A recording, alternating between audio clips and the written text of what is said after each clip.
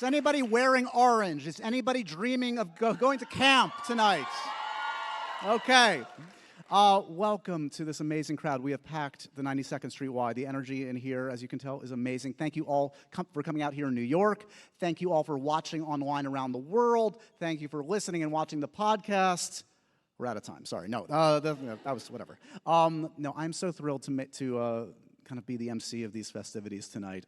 This show is going to please millions of you, and we're going to offer some sneak peeks tonight to you all who have been waiting. December 20th is the day, Disney Plus. I've seen the entire show, guys. Hate me if you want. It's fantastic. I wouldn't be here if I didn't love it. And I love this cast, and I love the folks that made this show. We have a bunch of seats to fill up. Should we bring them on out? Should we do this? All right.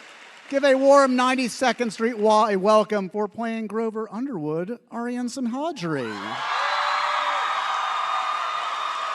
Playing Annabeth Chase, it's Leah Sava, Jeffries, Leah. Playing Percy Jackson, it's Walker Scobell. Executive producer, Becky Riordan, everybody. And the executive producer and author of Percy Jackson, it's Rick Riordan, everybody.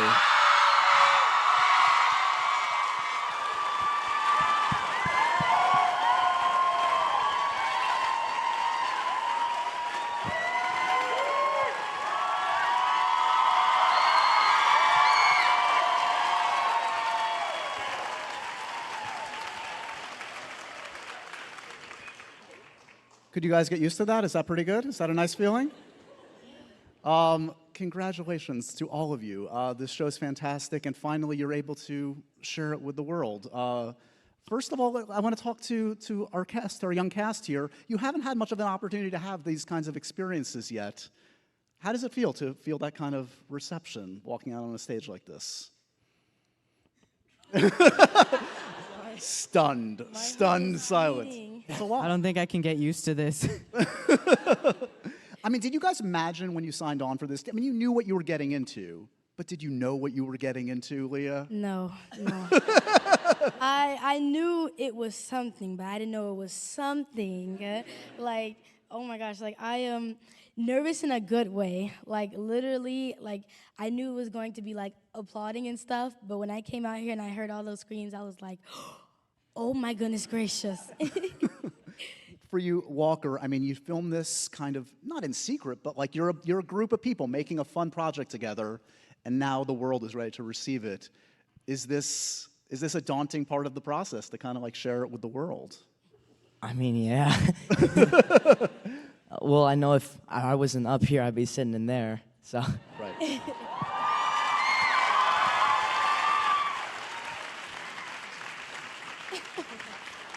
So it has been a journey to get here, Rick and Becky. Let's talk a little bit about how this came to pass. Did you think this was, did you know in recent years this was the way to go? How did this, in short, how did this happen? How did we get to the point where we have this wonderful series on Disney Plus? So how did it, first of all, thank you guys for being here. It's like, it's amazing. I feel like we organized a flash mob on social media. It's like, we told you guys like 4 days ago, here you are. So thank you. So how did it come to pass? Go ahead. How did we get this series? How did we get this? Well, I'm actually asking you because I don't remember. well, Rick. Yeah, no. 2019, we were looking at a picture the other day. Rick is standing there in Hollywood, smiling to the camera. I think we posted it on social media. And that was when we were starting to have conversations with Disney about the show, because we had an opportunity. You want to talk a little bit about that? Yeah, I mean, it was kind of a moment where everything kind of clicked into place, and we knew that Fox had been bought by Disney, and Fox had the film rights, and Disney has always been my publisher for Percy Jackson, and so we started thinking, we could maybe do this with Disney and have Percy kind of come home and do the television show with them. And we knew really right away that we wanted it to be a TV show. because, well, it's more time. I mean, you have 8 episodes to tell the story of the Lightning Thief better than you can do it in a feature film, which obviously is only 2 or whatever hours, and you're going to end up cutting a lot of stuff. So it made sense, and fortunately, after 4,223 meetings, Yes. we And lots of notes. Lots of notes. The casting has to be perfect for something like this. You've nailed it with these 3 cast members and the extraordinary cast.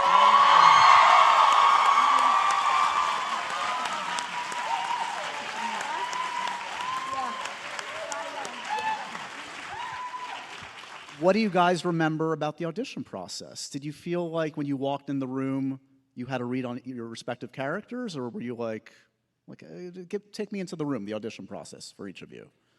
Who felt good about it? Who was worried? Okay. So, oh my goodness. So, I had self-tapes before, of course, and when I got the chemistry parts and stuff for it, I went to this building. Actually, me and my mother were walking in, and I think we were lost for a second, and Mr. Rick came out the door and was like, "Yoo, over here." I was like, "Oh, okay, hey," and I start tiptoeing in, start walking fast and stuff. But the audition process, it did take a while. Well, not as long as what Walker had. That was 2 years almost. But seeing Mr. Rick there, and I was like, what the heck? I was like, I cannot believe this right now. I am standing here with Mr. Rick, and it was crazy. But even doing the audition, there was something in me that, I still, how do I explain this, felt like Leah. And I was still doing the part, but then I feel like at one point, Mr. Rick, you had said something to me, and it literally changed me the next time I came to my chemistry read. And I felt like from then on, I just got better and better at trying to be Annabeth, really. And now I'm here now, but Thank you so much. But yeah, that was basically my motivational audition process. Aryan, for you, did you familiar with the books, connect with Grover? Take me through the process a little bit. Yeah, I mean, I think we were all huge fans of the books before we even knew that there was a show. My friend had to send me the open call, and eventually when I got the audition, I mean, this is such an iconic series. I honestly didn't think I was gonna get it, and I was in New York doing a different project, and I submitted a tape, and I was like, I don't know, might as well just see what happens. And then I didn't hear back for 3 months, and then I got a proper callback with new sides. They remembered who I was, and I started freaking out in my little New York apartment. And yeah, I kept going, and I made it to the chemistry reads, which is where I met these guys, and it was a blast. Walker, when you get the call that you've got in the role, is that pretty much the best news you've had in your young career yet? What was that moment like? Oh yeah, it definitely was. I think, I thought they told me it was just an interview with Dan and John, and so I broke out my old Camp Half-Blood t-shirt from 3rd grade that still somehow fit me. And then Rick and Becky showed up and told me I got the part on Zoom, and then 2 weeks later, we were doing chemistry reads with Aryan and Leah. Did you guys immediately go back to the books? Is it useful to look? Obviously, the movies did a different kind of thing, but what did you do? I'm being diplomatic. I'm being diplomatic. But what did you do when you got the part? What was the first step? The first thing I did after I got the part? Yeah. I don't remember. I just remember getting the part, and then Fair enough. That's Fair enough. kinda it. Well, when I did don't it become real? You step on set.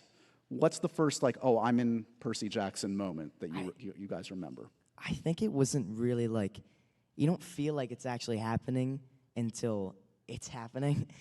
I never really imagined it, how it came out. You know what I mean?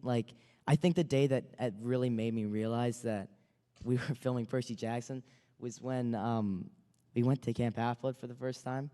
And I don't know, it's just something about being there was just, and I was in a real Camp Half-Foot t-shirt, not like a fake one. Right. For you, Rick, for you, Becky, I mean, again, being very involved in the process this time, being a writer on episodes and being truly a part of the process, what were like, I know it's probably hard to pinpoint, but were there a couple of things that you kept saying to the writers, to the executive producers, that were important to you that you wanted done in a certain way this time? That it had to be authentic to the books. It had to have that.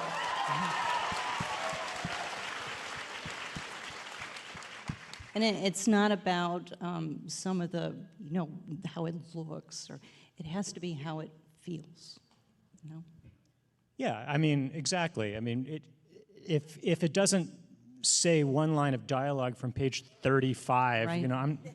Well, that's fine, whatever. But it needs to feel like Percy Jackson. It needs to have that humor. It's got the heart. It's got the action. It's going to feel a little different just because TV is a different medium than a book. I mean, in the book, you're in Percy's head the entire time. And so you're hearing his internal monologue. And that's where you're getting that snark, those comments. You can't really do that 100% of the time in a television show. At least I don't know that you could do it well. And so we had to figure out a way to introduce these great characters that didn't rely on that single narrative point of view. And that's why it was so important to find 3 great actors who not only were excellent on their own, but worked incredibly well together. And as we've been saying all day, and how many interviews did we have? 52. As I've said 52 times today, we were very fortunate to get these 3.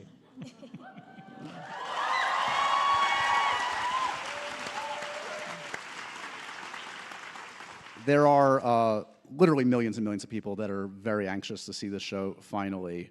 One of them hit me up and wanted me to convey a message to you guys, to you, Walker, that I think is pretty interesting. This is from Logan Lerman to you, Walker.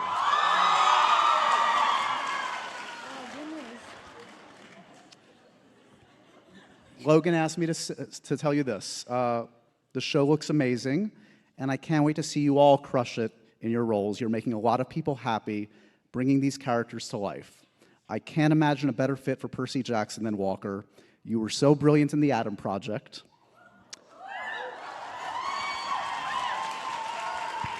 Hope you like eating blue food the next few years, because I think you've got a hit show on your hands, Logan.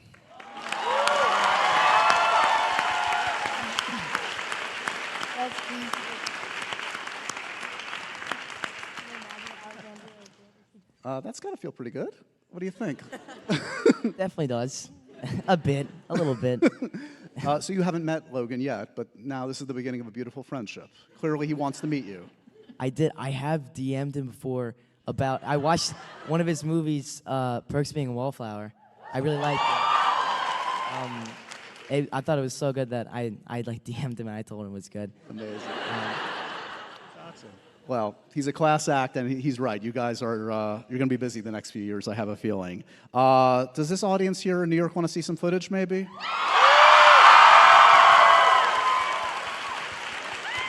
Okay. No recording it. You know my warning. December 20th is when the show launches, but today you get to see here in New York the Minotaur chase from episode 1. Take a look. Percy Jackson. I think one of like the things that kind of helped us kind of get the feel of the scene fast and feel like we're really there was the volume stage, which, I mean, all of that, I mean, except the Minotaur, obviously, it's all it's all there, you know what I mean, in the rain, and that's all the volume stage. Yeah, do you guys know about the volume? Like Star Wars does that too, where it's like this amazing thing where you essentially can see the environments around you thanks to this like state-of-the-art, essentially old-school green screen, right? Mm-hmm. So for that, like, did you guys also, and you also get to really, I don't know, mix it up with stunts too in this. Did all of you take to that equally? Do you enjoy doing stunt work? Yeah? Yeah. Leah? Yes. What's the hardest stunt you had to do in the shoot? I feel like the water scenes really, like all the practicing with and like in the water. Obviously, because I had to go like 17 feet down into the water and stuff, which is something that you normally don't do when you go to a pool. So, like they were like, yeah, you're just gonna get in and stuff. And I was like, okay, cool. I'm just like swimming, doing my little doggy stuff, whatever. And then they're like, okay, so we're gonna slowly pull you down. And I was like, okay, that's fine. I'm gonna hold my breath. And then they were like, we're gonna keep going. 10 feet, we're gonna keep going. 13, I'm like, when? I thought we were stopping at 3 feet. Like, what happened to the little, like, shallow end? But I feel like that was my hardest part, but, like, my funnest challenge at the same time, because they taught me how to look like I'm breathing underwater, how to talk underwater, how to scream, how to, like, do weird flips and stuff. It was a lot, but it was very fun and challenging. They even took videos of it and stuff. It might look crazy, but it was good.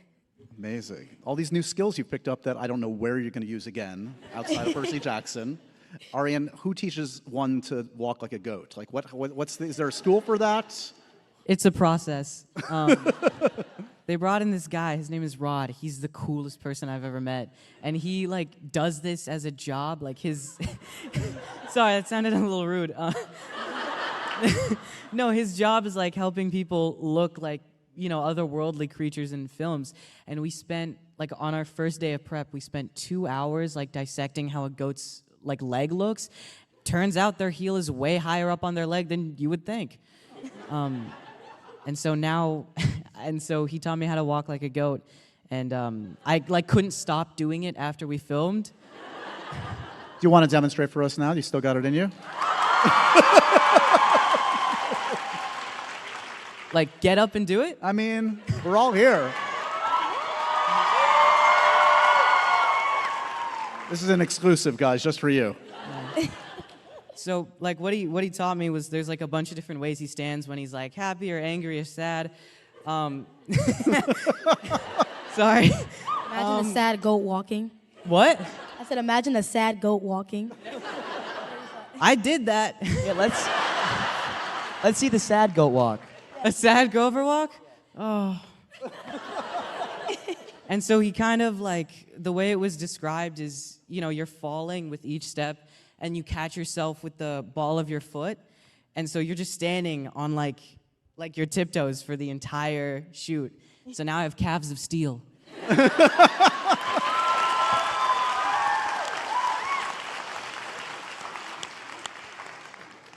You really rose to the occasion for that. I congratulate Thank you. I put you on the spot, and you did it, man. Well Thank done. Where to go from there? I'm lost. I didn't expect him to do it. I didn't expect it.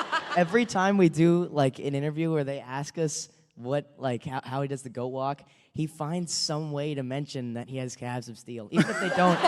It's even true. If they I don't put the ask effort about in. it, he still mentions He's so proud. He's so proud. He should be. Thank you. What's the goosebump moment on set for you this time around? Like, when you're on set through this series, there must have been so many surreal moments for you, sir. Yeah, I mean, I have to agree with Walker on that. I think the first time I stepped into Camp Half-Blood, and it was real. I mean, sure, we had helped with the art design. We knew what it was going to look like. We thought, we understood, okay, fine. And then you walk through this field into a forest, and there's a clearing, and they have constructed the camp. And Now keep in mind that some of the cabins are not there. They're blue screens. And that's really weird. okay, so you walk into half a camp. And yeah. But it was still so incredible. And I knew we were doing it right when we looked up in the tree and there were 2 owls. Literally just wild owls, just sitting there looking. And we got it in the footage. They said, get the camera crew on those owls. I don't know if they paid them scale or what, but it was pretty cool. Athena's looking out for us.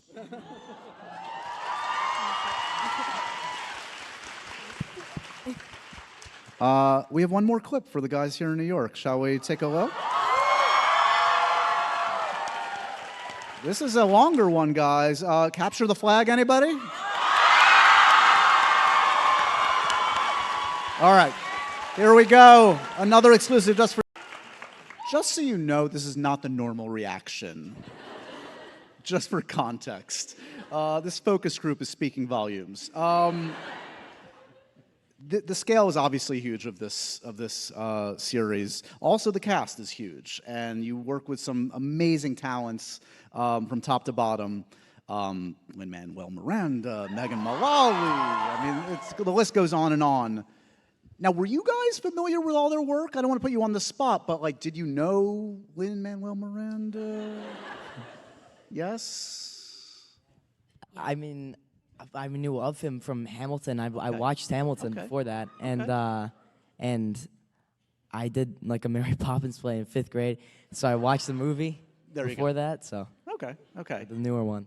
Was it intimidating to have those folks on set, or were they pretty chill around you guys? They were really, really chill, but like in a fun way. Like I definitely had a really crazy experience with Mr. Lin, and I just have to get that out there really quickly. Like I had this Nirvana sweatshirt on, and this is when we were doing like just a rehearsal beforehand. And he was, oh my gosh, I feel so embarrassed. He was like, oh my gosh, I love that band. I used to listen to their songs all the time. I turned around, I was like, that's a band? And and I feel so bad saying that right now. And then he fell, he died, and then he came back to life, and then he rolled over the chair, and then he did all like this, oh my God, and like went crazy. Then he came back up and looked at me and said, wait, so what'd you think it was? I was like, oh, I thought it was a clothing brand, you know? And because it said Nirvana right there. I promise you guys, I feel so bad now. But later on that day, I had this full-on lecture in music theory. I came back in the trailer, and literally, like in the makeup trailer, while he was getting his makeup off and stuff, it was crazy. Like the lady was doing his makeup, and he was like, Leah, I want you to come here for a second, honey. I was like, yes, sir. I was like, please don't be mad at me. And then he was like, listen to this. Started blasting the Nirvana music, the whole album, literally in the makeup trailer. And that day, I had a lot like of things on me, so I was in there for like an hour listening to all the music. I was like, I think I've heard this from Mr. Lin like 3 times already. He's like, no, just listen again. Listen again. I was like, so now I know every single song, very, very well. Season 2, all Nirvana soundtrack. It's going to be amazing. Who's got the best musical taste in the cast? Do you guys? Oh. Probably Dior. Or no, Dior. Who were you gonna say? I just said Leah. Oh, that too. I feel like me Leah and too. Dior. Actually, no. Leah said Jay-Z was bad in an interview. Oh. Did you? Wait, when? Okay. Lighthouse interview. Yeah, you're right. It's the most controversial moment of the night, guys. What happened? That was just because I was like trying to get Aryan to like. Okay, I get that. I understand that. You heard the Calves of Steel one too many times, and you were fighting back. I like his songs. I feel like I just picked him because I don't listen to him as much. So I feel like just like that was the first person that just came to my mind. I didn't even think you want to know the number range though. Like it wasn't that bad. It was a 6, but I'm gonna save you. We're gonna move on. We're gonna move on. Yeah. That out. Can I just say something real quick? Please. Just from watching that, I just remembered this. So, you know the scene where after I got snapped Dior's spear, and she like screams and runs at me? I'm sorry, I just remember this. I'm sorry for like butting in, but I was actually afraid. Like looking at that, she had pure malicious intent in her eyes. I thought she was gonna hurt me.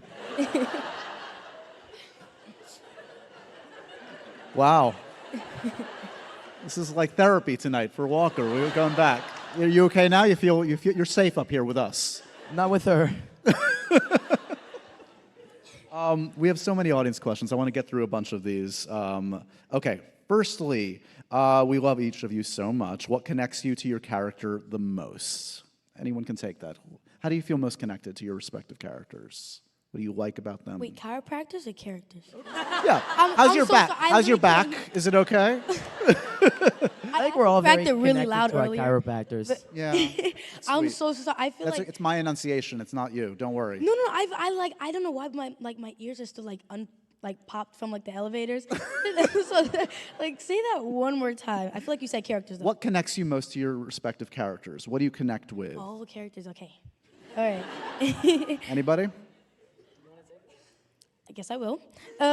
So, what I really connect with my chiropractor is, no, I'm just joking, I promise. But I really feel like I connect with Annabeth in like so many ways that like I didn't know I could. You know, definitely I feel like I'm very independent. I'm very strong. I can be fierce when I can be.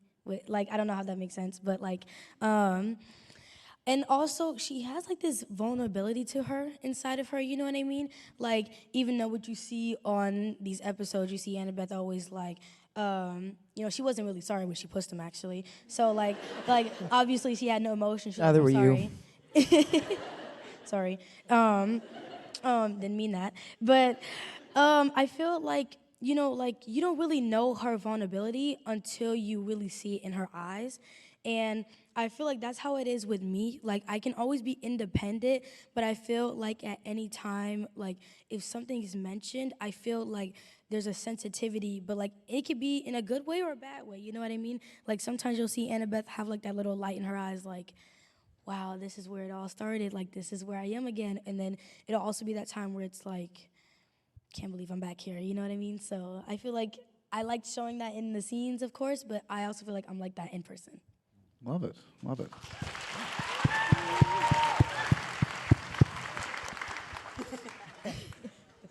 Walker, what do you connect most with about Percy, you think? I feel like we have very similar senses of humor. I've always connected to him over that, I think. Okay, here we go. To Rick, how does it feel knowing you've had such a big impact on generations of readers? Wait, we're skipping the Calves of Steel? What? Well, I just knew it would end up in, oh, by the way, I've got Calves of Steel. Here we go. Aryan, That was please. what I was gonna say. So, You and Grover share what besides Calves of Steel? right. Besides the Calves of Steel, you know, we all read it very early on, and Grover, it was like the second book series I ever read, and Grover left a huge impact on me. He's an extremely empathetic character, and he's so gracious of people and like their flaws. And I'm not nearly arrogant enough to say I am that gracious of people and their flaws, but it is something, or even just that empathy is something I tried to emulate on a day-to-day.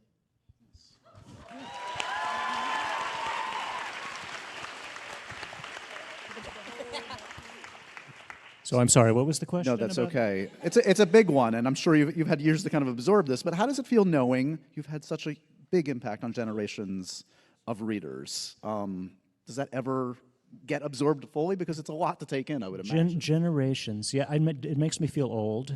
But no, it's incredible, and it's hard to wrap my mind around. I think Becky and I have had this conversation a lot. Right, and our son is 29 now.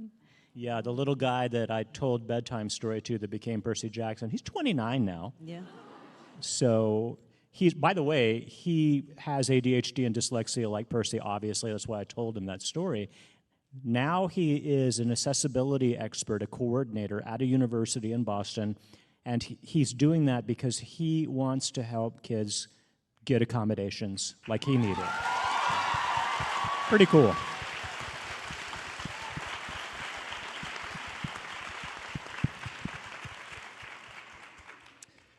For your actors, if you could play any other character in the Percy Jackson universe, Lindsay wants to know, which character would you pick?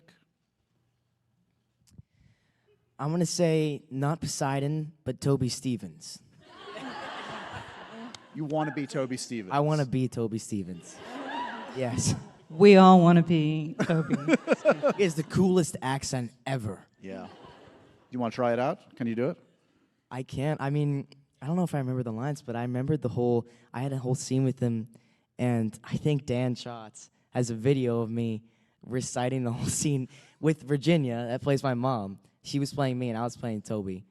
But no, I would have to hear it again to. Okay, it's fair one of enough. those things. Next time you're back here, I expect the whole thing in Toby. Oh yeah. For you guys, if you could choose another character, who do you choose? Mr. D, but I would also want to be Jason Mantzoukas. Yeah. Yeah. I get it. Yeah. Leah? This is hard. Oh my gosh, I was gonna say a funny thing. I feel like I would play. I don't know why I went to like that accent. So sorry. I feel like, oh my goodness gracious. I feel like I would be Medusa. Like, you know, like, like that was actually pretty cool how I said that. Sorry, but like, I would feel like I would be Medusa, and also Miss Jessica Parker by herself. I love her. Also, I don't know if you guys know, but she's also in another Cinderella story. Love that movie. But I feel like I would be I feel like I would be Medusa because, you know, like if I don't want to talk to someone, you know, I can just be like, now you see, you know, and then, you know, never have to hear from them again. You've thought this through. It's very wise. Emily wants to know, Percy lives in New York with so many superheroes in New York. If Percy could battle any comic book hero. Oh, everybody likes Emily's question. Emily's taking my job. Great. Superhero versus Percy. Who do you want to battle? Versus, Or team up. You can team up. I think there's only one like team up option, Spider-Man. That'd be awesome.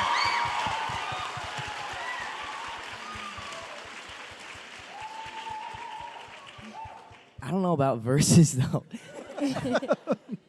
I do want to see Percy versus Harry Potter at some point. It wouldn't be much of a fight though. It wouldn't be much of a fight. Is that what you said? Yeah, it wouldn't be much of a fight. Meaning what? It wouldn't. Oh my God. I'm sorry, but like, I'm just gonna elaborate on this real quick. It would not be a fight at all. Oh my gosh. I don't know how you could say Harry Potter would win that. Sure. I do not have a message from Daniel Radcliffe here. He did Wonder not write why. anything to you. He's Yeah. he's in town too. He is in town. Right. What episode are you most excited for fans to see? We'll start with you. Rick, Becky, anything? Wow. I love, what is it, episode 5? The one where we meet Ares. Yeah. I've been talking about this all day. It's a great episode. All 3 of you have amazing parts in that particular episode. Well, I mean, all the way through, but that particularly stands out in my mind as a great episode. And it's one we've never seen adapted before, and it's so good.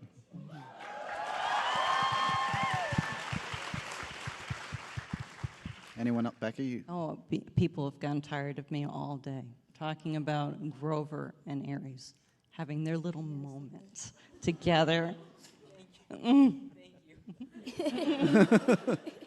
A scene, an episode you guys are excited for the audience to see? Anything jump out?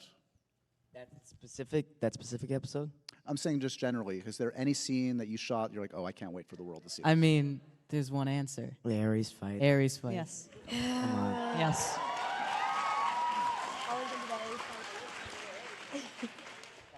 One of our audience members wants to know, what song do you associate with your character?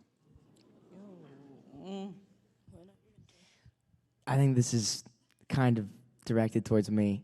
Riptide. Riptide. Anyone else want to take it? No? Any songs? Definitely nothing from Jay-Z. We know that. Actually, no, it's like, That's okay. Rick, don't know. unless you have something. All good. Rick, what part of yourself did you put into these characters? Do you see those qualities in your young cast? It must all be in all of them, I would imagine. I mean, I think the most obvious one, correct me if I'm wrong, Becky, but is the sense of humor. The kind of that snarky middle school sense of humor that I've never matured past. That's me, and Percy shares that, which was why it was so incredible to find Walker, because I think Walker's right. You do have you are Percy Jackson. You have his voice. You have his sense of humor.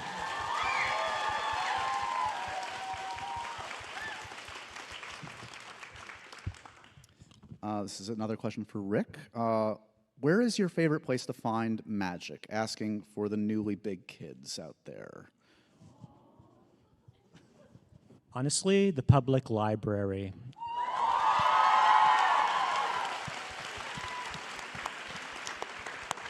Incredible place. Check it out. Open any book. It's a door into any world you want to go to. That's pretty magical.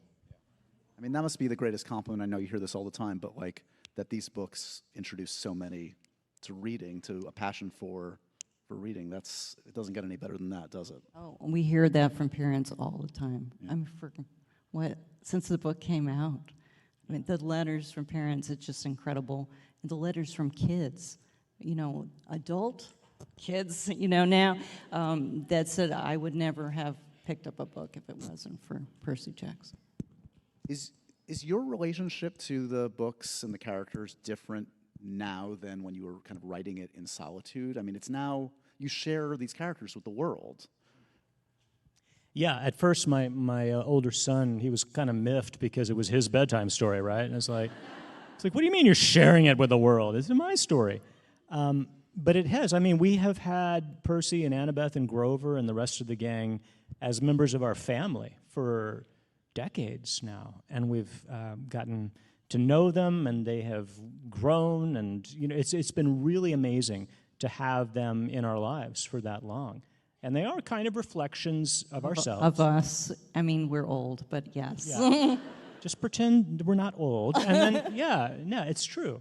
Annabeth and Percy, their relationship.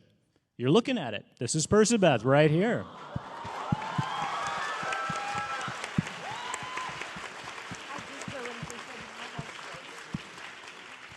Of course, our ship name is Brick. Every good relationship needs a ship name, doesn't it? Right?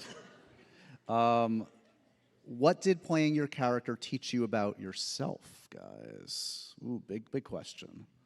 How does this change you, this experience? That's a very good question. It's deep. I know. How are you different on the next job? I mean, you've survived and conquered Percy Jackson. Do you feel more confidence on the new jobs? Like, I can hold my own in something like this. Absolutely, yeah. I mean, I don't want to speak for them, but this is the biggest job I've ever worked on by a mile, and all of that experience and getting to work with such a supportive crew. I mean, they were there with us every step of the way. And looking back, I know for a fact I asked some stupid questions. Like, the stunts team was probably sick of me. Like, what? We all asked them stupid questions. Yeah, but everyone was so, kind and supportive, and I learned so much just from that first season alone. I'm 100% different coming out of it. What of I would imagine you're getting more recognized day to day by fans, and it's starting to have these kind of fan interactions. Have any stuck out with you yet? What's the sentiment that you see in real life when a fan recognizes you? Leah? Has it been? I mean, it must be mind-boggling to have that kind of love come at you. Yes, it's. How do I explain this? This is in a good way when I say this. I promise you. I'm not really good with putting words together, so it might come out wrong. But I've been on shows and movies before, and of course, there's been people that's like, "Oh, I know you and stuff," but this is different. This is a whole different level in a good way, and I just when. How do I explain this? When I went to, where did I go? It was somewhere in LA. I went somewhere, and it was all these people were just all fans of Percy Jackson. And it was crazy because I was actually trying to get around them because they weren't in line. So I was like, oh, excuse me, but they were actually talking about the series right there. I didn't even know. And then I was like, excuse me. And then they turned around, and they were like, I was like, and then they started laughing, and then I was like, what did I just do wrong? I was like, oh my goodness, I hope I didn't just push somebody or something or trip. And then they were like, are you coming to like surprise us? Oh my gosh. I was like, no, I'm just buying something. No. But I still didn't know what they were talking about. So I was like, what's going on? They were like, you're Annabeth on Percy Jackson. I said, and then just for that whole entire second, I was like, I am? And then like, I was like, what are you talking about? And then it got to me and I was like, oh yeah. And then like, it's so amazing seeing that these people are waiting and being so patient to watch something that you're in. And it's even better because like, that's also motivational because you're like, oh, I'm gonna do this for them, you know? So I did this and I filmed this for you guys and I hope you guys really like it. Thank you. We're just about out of time, but I do want to look, I don't want to get greedy, but what is the future plan? You guys must be ready you want to do this again, I would imagine tomorrow. You ready to do season 2? Oh yeah, all of us. Yeah. Are you writing already? How far along are you? I mean, the audience has to be there. The audience, by the way, will be there. What's the plan going forward? Can we keep this just in the room? Yeah, obviously. No one say anything. Yeah. So you can, Well, I mean, we are doing what we can to prepare on the eventuality that we get the green light. We don't know. It is not official. We're getting reactions like we've had tonight, amazing reactions from everywhere. And so... the studio, too. Yeah, I mean, so if I was the oracle, I would say the auguries are good. But... we have started writing what those episodes would look like, sort of doing the series format, talking about the first few episodes, and that's about as much as we can do right now until we get the go-ahead. So the best way to assure that that goes forward, tell all your friends to tune into Disney Plus and watch.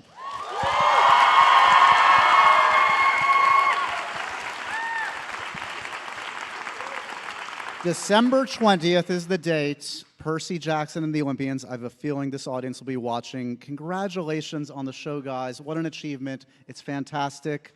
Get used to this kind of reception. It's going to continue. And thank you so much for your time tonight, guys. Thank you. That wraps up our show for our online audience. Thank you all so much for tuning in tonight.